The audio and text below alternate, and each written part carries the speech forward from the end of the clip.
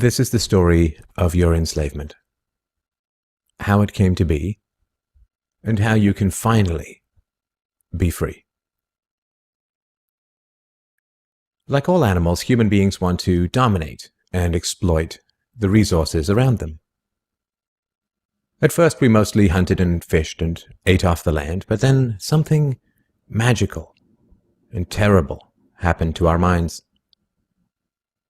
We became, alone among the animals, afraid of death and of future loss. And this was the start of a great tragedy and an even greater possibility.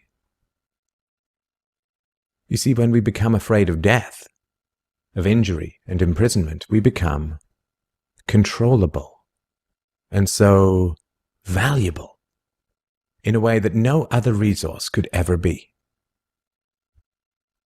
The greatest resource for any human being to control is not natural resources or tools or animals or land, but other human beings. You can frighten an animal because animals are afraid of pain in the moment, but you cannot frighten an animal with a loss of liberty, with torture or imprisonment in the future, because animals have very little sense of tomorrow. You cannot threaten a cow with torture or a sheep with death. You cannot swing a sword at a tree and scream at it to produce more fruit, or hold a burning torch to a field and demand more wheat. You cannot get more eggs by threatening a hen, but you can get a man to give you his eggs by threatening him.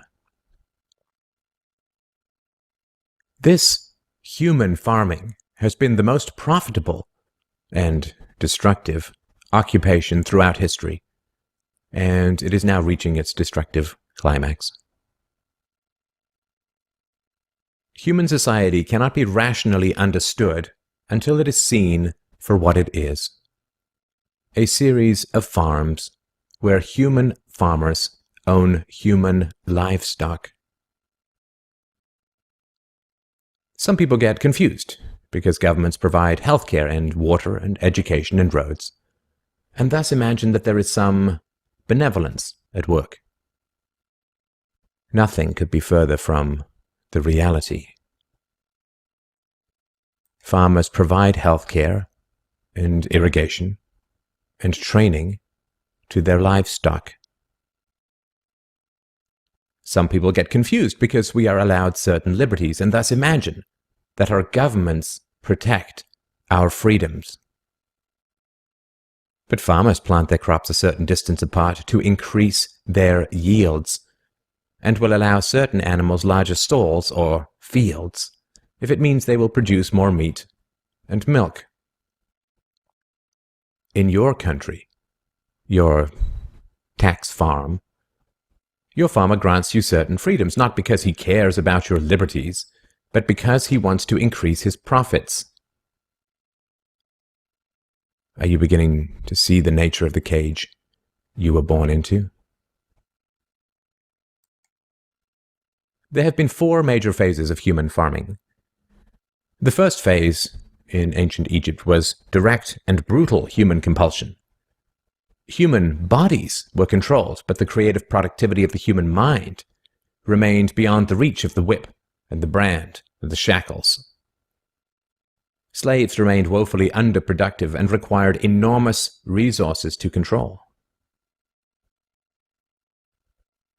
The second phase was the Roman model, wherein slaves were granted some capacity for freedom, ingenuity, and creativity, which raised their productivity.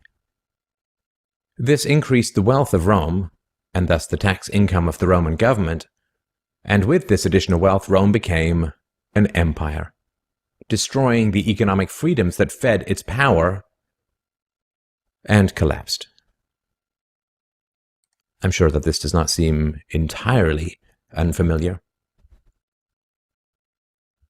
After the collapse of Rome, the feudal model introduced the concept of livestock ownership and taxation. Instead of being directly owned, peasants farmed land that they could retain as long as they paid off the local warlords.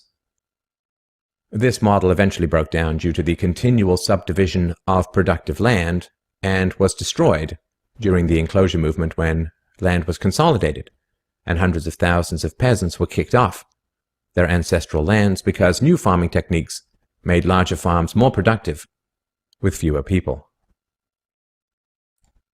The increased productivity of the later Middle Ages created the excess food required for the expansion of towns and cities, which in turn gave rise to the modern democratic model of human ownership. As displaced peasants flooded into the cities, a huge stock of cheap human capital became available to the rising industrialists. And the ruling class of human farmers quickly realized that they could make more money by letting their livestock choose their own occupations. Under the democratic model, direct slave ownership has been replaced by the mafia model. The mafia rarely owns businesses directly, but rather sends thugs around once a month to steal from the business owners.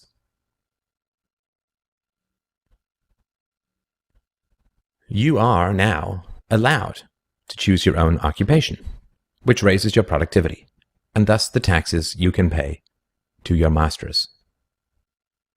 Value this time in your life, kids, because this is the time in your life when you still have your choices. And it goes by so fast. When you're a teenager, you think you can do anything, and you do. Your 20s are a blur. 30s, you raise your family, you make a little money, and you think to yourself, what happened to my 20s? 40s, you grow a little pot belly, you grow another chin. The music starts to get too loud. One of your old girlfriends from high school becomes a grandmother. 50s, you have a minor surgery. You'll call it a procedure, but it's a surgery. 60s, you'll have a major surgery. The music is still loud, but it doesn't matter because you can't hear it anyway. 70s, you and the wife retire to Fort Lauderdale. Start eating dinner at 2 o'clock in the afternoon. You have lunch around 10, breakfast the night before. Spend most of your time wandering around malls looking for the ultimate soft yogurt and muttering, how come the kids don't call? How come the kids don't call? The 80s, you'll have a major stroke. You end up battling with some Jamaican nurse who your wife can't stand, but who you call mama. Any questions?